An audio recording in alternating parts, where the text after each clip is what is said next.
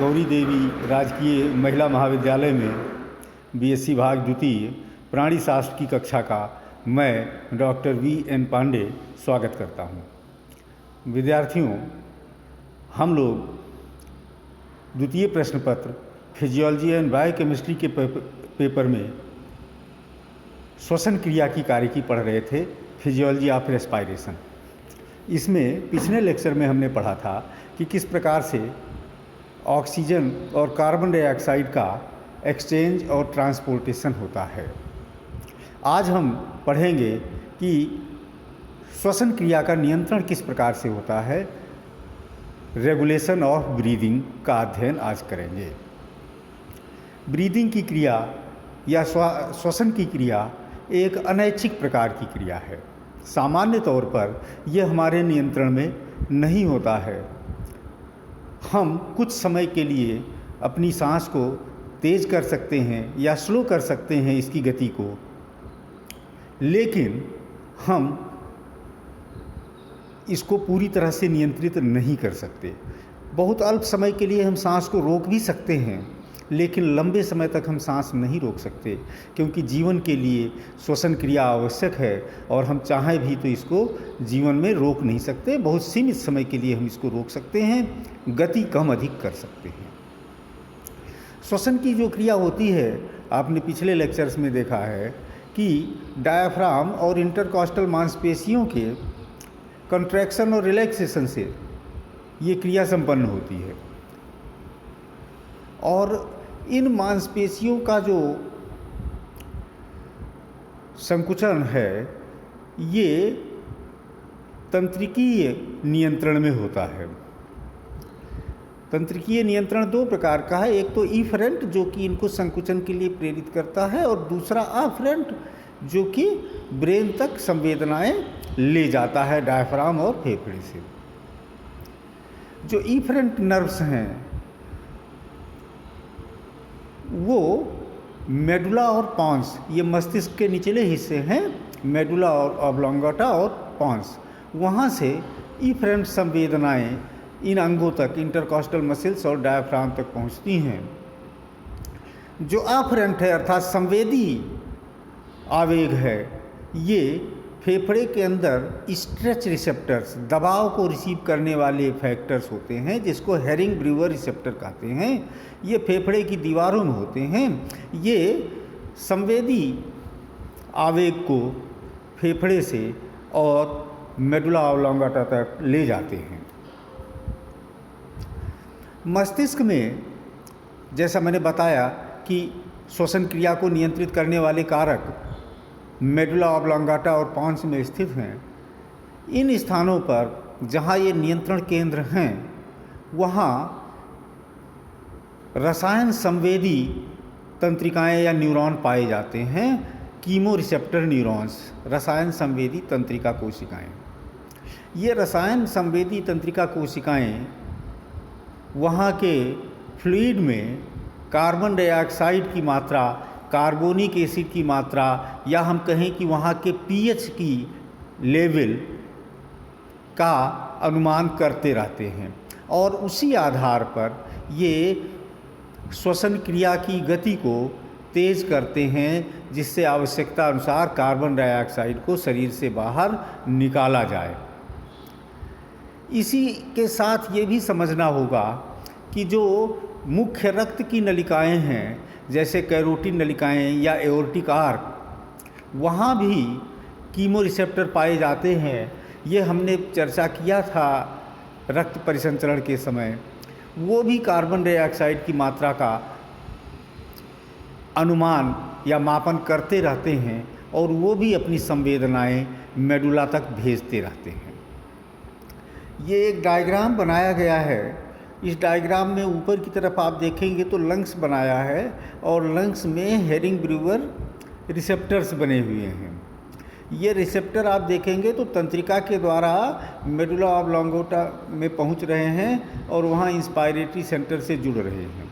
Medulla oblongata से आप देखेंगे तो वहाँ से तंत्रिकाएं निकल रही हैं जो स्पाइनल कॉर्ड से होती हुई इंटरकॉस्टल मसल्स के रूप में, इंटरकॉस्टल नर्व के रूप में इंटरकॉस्टल मसल्स तक पहुँच रही हैं। और वहीं से फ्रेनिक नर्व के रूप में ये डायाफ्राम तक पहुंच रही हैं।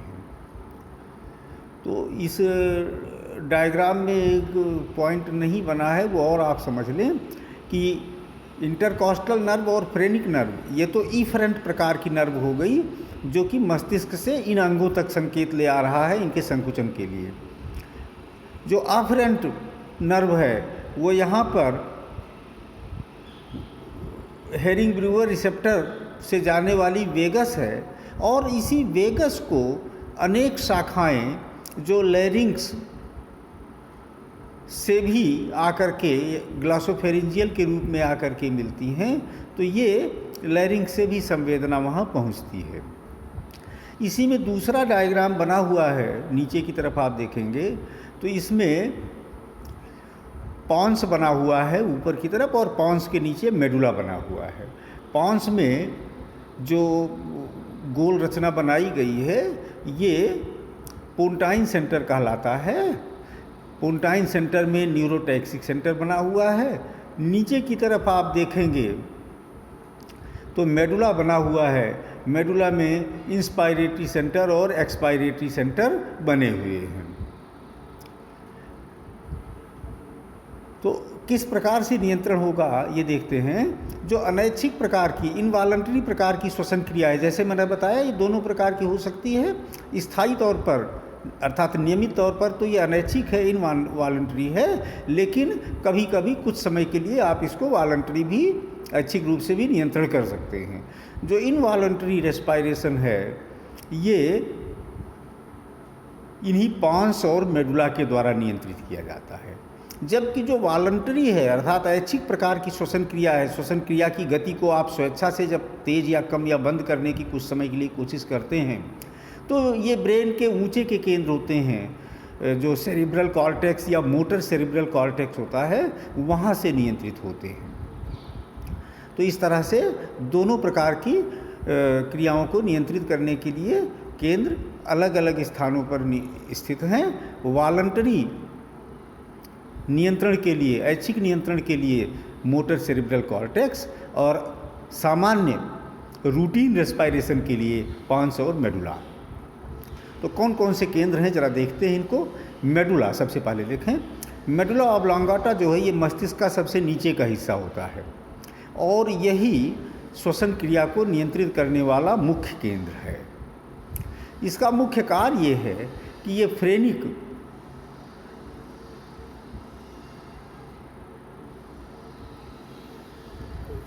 ये इंटरकॉस्टल मसल्स और डायाफ्राम मसल्स, इंटरकॉस्टल मसल्स और डायाफ्राम मसल्स के लिए संकेत भेजता है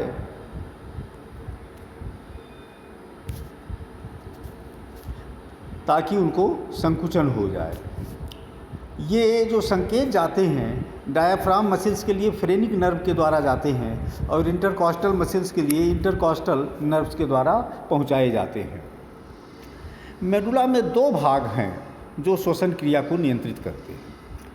नंबर 1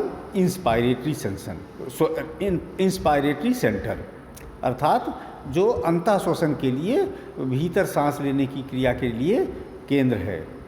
ये मेडुला के डॉर्सल भाग में स्थित होता है, और वास्तव में यही डायाफ्राम और इंटरकॉस्टल मांसपेशियों को संकुचित होने के लिए संवेग भेजता है। इसी के संवेग भेजे जाने से, इसी के द्वारा प्रेरित किए जाने से डायाफ्राम संकुचित होता है, और इसी के द्वारा प्रेरित किए जाने से इंटरकॉस्टल मांसपेशियों में संकुचन होता है, जिसके द्वारा चेस्ट कैविटी का वॉल्यूम बढ़ जाता है और बाहर से वाल्व फेफड़े में पहुंचती है। तो ये सांस को भीतर लेने के लिए नियंत्रित करता है, इंस्पायरेटरी सेंटर इसके लिए प्रेरित करता है। दूसरा सेंटर है मेडुला में ही एक्सपायरेटरी सेंटर। ये मेडुला के वेंट्रल भाग में स्थित होता है। सामान्य श्वसन की क्रियाओं में इसका कार्य मात्र यही है कि ये इंस्पायरेटरी सेंटर को संवेग भेजने से रोके, क्योंकि आप जानते हैं, जैसा मैंने पिछले लेक्चर्स में बताया था, कि जो इंस्पायरेशन है वो एक्टिव प्रोसेस है, मांसपेशियों का संकुचन होने का उसमें योगदान होता है, जबकि जो एक्सपायरेशन है वो पैसिव प्रोसेस है। मांसपेशियां अपनी सामान्य अवस्था में रिलैक्स हो जाती हैं और अपने आप एक्सपायरेशन की क्रिया संपन्न हो जाती है, सांस बाहर निकल जाती है। तो सामान्य परिस्थितियों में जो एक्सपायरेटरी सेंटर है, इसका रोल यही है, इसका कार्य यही है कि ये इंस्पायरेटरी सेंटर को रोके, उसको अपने कार्य करने से इनहिबिट करे, रोके। लेकिन जब हम वॉलंटरी रेस्पायरेशन करते हैं, अर्थात जानबूझ करके तेज़ी से सांस बाहर निकालना चाहते हैं, तो उस स्थिति में ये जो एक्सपायरेटरी सेंटर है ये संवेग भेजता है, आवेग भेजता है, और वो आवेग इंटरनल इंटरकॉस्टल मांसपेशियों को संकुचित करता है। इंटरनल इंटरकॉस्टल मांसपेशियों से के संकुचन से हम फोर्सफुली फेफड़े की वायु को बाहर निकाल सकते हैं। ये वॉलंटरी या ऐच्छिक क्रिया है। तो इस तरह से एक्सपायरेटरी सेंटर के दो कार्य हुए, पहला तो इंस्पायरेटरी सेंटर को रोकना और दूसरा वॉलंटरी रेस्पायरेशन में, ऐच्छिक श्वसन की क्रिया में इंटरनल इंटरकॉस्टल मांसपेशियों को संकुचन के लिए प्रेरित करना, जिससे फेफड़े से वायु बाहर निकाली जाए। इन दोनों सेंटर्स के अलावा ही मेडुला में रेफ्लेक्स सेंटर भी होते हैं। ये रेफ्लेक्स सेंटर वास्तव में नॉन रेस्पायरेटरी श्वसन क्रिया के संबंधित नहीं हैं, लेकिन वायु की गतियों को नियंत्रित करते हैं, जैसे कफिंग, खांसने में, स्नीजिंग,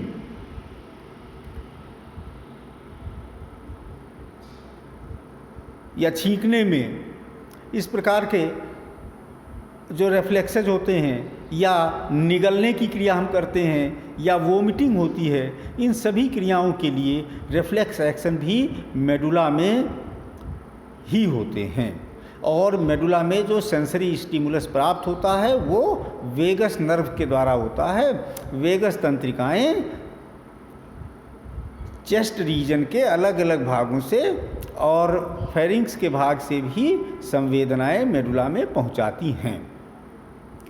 तो मेडुला के अलावा दूसरा जो केंद्र है वो पॉन्स कहलाता है। ये मेडुला के ऊपर स्थित होता है।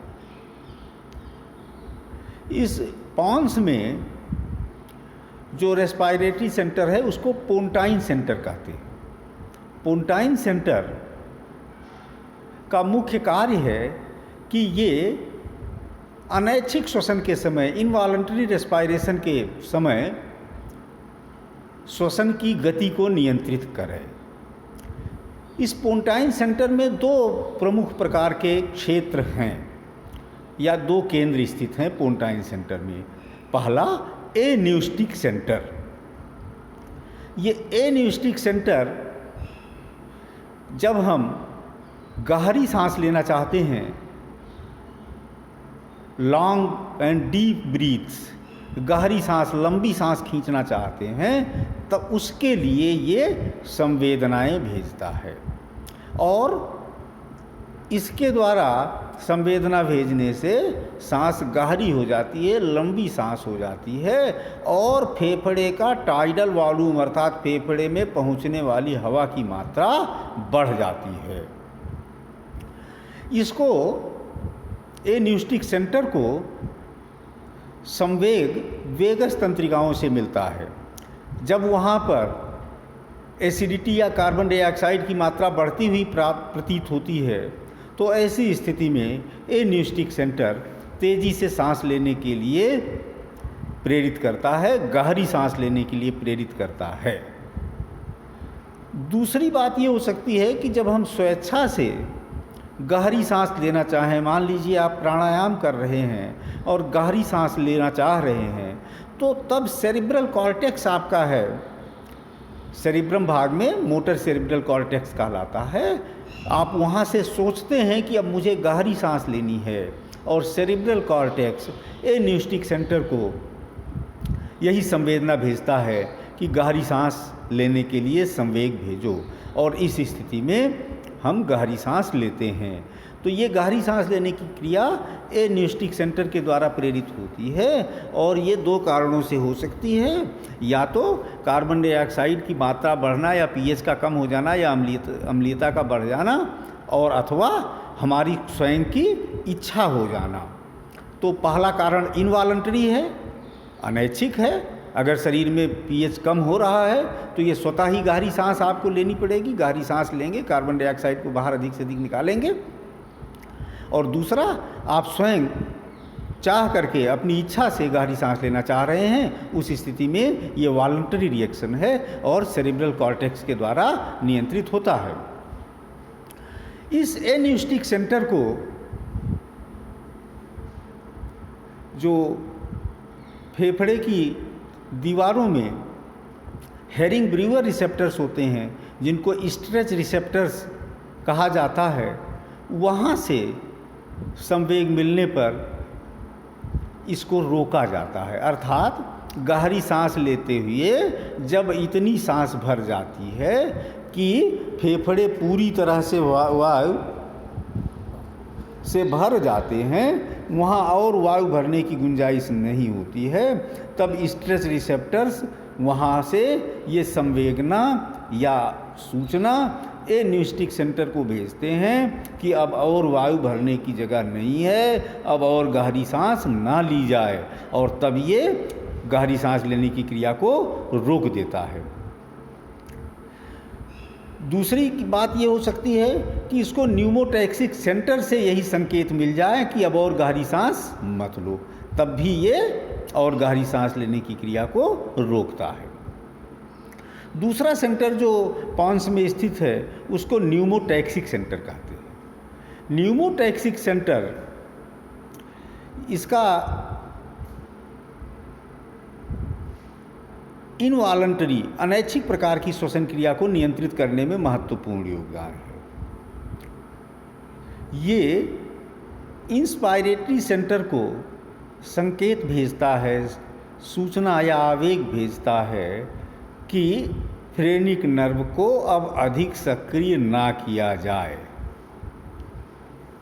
और इस तरह से ये श्वसन की मात्रा को अर्थात अंदर भरी गई मात्रा को नियमित करता है, कम करता है। तो ध्यान से देखें तो जो एन्यूस्टिक सेंटर है ये फेफड़े में अधिक वायु भरने के लिए प्रेरित करता है, इंक्रीजिंग द टाइडल वॉल्यूम, और न्यूमोटैक्सिक सेंटर टाइडल वॉल्यूम को संतुलित करने का काम करता है, अधिक नहीं भरने देता है। और ये दोनों सेंटर मिल करके कोऑर्डिनेशन में, एन्यूस्टिक सेंटर और न्यूमोटैक्सिक सेंटर ये कोऑर्डिनेशन में काम करते हैं, जिससे कि नियमित श्वसन क्रिया चलती रहती है। कैसे नियंत्रण होता है, मैकेनिज्म क्या है इस रेगुलेशन की, और देख लेते हैं। जो एन्यूस्टिक सेंटर है ये इंस्पायरेटरी सेंटर को प्रेरित करता है। इंस्पायरेटरी सेंटर डायाफ्राम और इंटरकॉस्टल मांसपेशियों को प्रेरित करता है, जिसके द्वारा इंस्पायरेशन की क्रिया संपन्न होती है। वहाँ पर मांसपेशियाँ संकुचित होती हैं और इस तरह से ब्रीदिंग की, इंस्पायरेशन की क्रिया संपन्न होती है, सांस भीतर खींच ली जाती है। इंस्पायरेटरी सेंटर एक तरफ तो डायाफ्राम और इंटरकॉस्टल मांसपेशियों को प्रेरित कर रहा है, साथ ही साथ ज्यों ही ये अपना संकेत डायाफ्राम और इंटरकॉस्टल मांसपेशियों को भेजता है, उसी समय इंस्पायरेटरी सेंटर एक्सपायरेटरी सेंटर को भी संकेत भेज देता है, और एक्सपायरेटरी सेंटर इस संकेत को न्यूमोटैक्सिक सेंटर को भेज देता है। न्यूमोटैक्सिक सेंटर ये संकेत पार करके इंस्पायरेटरी सेंटर को रोकता है। तो इस प्रकार से एक चेन बन जाती है। इंस्पायरेटरी सेंटर दोनों तरफ को आवेग भेज रहा है, फेफड़े को वहाँ पर वॉल्यूम बढ़ाने के लिए डायाफ्राम को और इंटरकॉस्टल मसल्स को, साथ ही साथ यही इंस्पायरेटरी सेंटर एक्सपायरेटरी सेंटर को भी ये संकेत भेज देता है कि फेफड़े को प्रसारित करने के संकेत दिए जा चुके हैं। और ये संकेत एक्सपायरेटरी सेंटर तुरंत ही न्यूमोटैक्सिक सेंटर को भेजता है। न्यूमोटैक्सिक सेंटर से यही संकेत इंस्पायरेटरी सेंटर को आ जाता है कि अब उन मांसपेशियों को रिलैक्स कर दो, जो इंटरकॉस्टल मांसपेशियां हैं, जो डायाफ्राम की मांसपेशियां हैं, अब उनको रिलैक्स कर दो। और उसके बाद इंस्पायरेटरी सेंटर से जो संकुचन का संवेग गया था इन मांसपेशियों के लिए, वो बंद कर दिया जाता है। ये मांसपेशियां रिलैक्स हो जाती हैं और वायु बाहर निकल जाती है, और जिसको हम एक्सपायरेशन की क्रिया कहते हैं। तो इस तरह से ये क्रिया काम करती है इनवॉलंटरी अर्थात अनैच्छिक प्रकार के श्वसन में। दूसरी क्रिया होती है जब हम वॉलंटरी रेस्पायरेशन करते हैं, गहरी सांस लेना, सांस को रोकना या लंबी सांस लेना, जब हम स्वेच्छा से करते हैं, ये कॉर्टेक्स की न्यूरल मैकेनिज्म है। ये कॉर्टेक्स की न्यूरल मैकेनिज्म कहलाती है।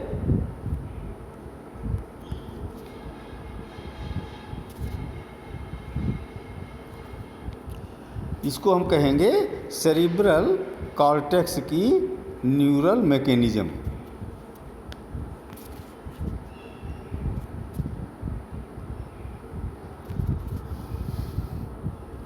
जो ब्रेन का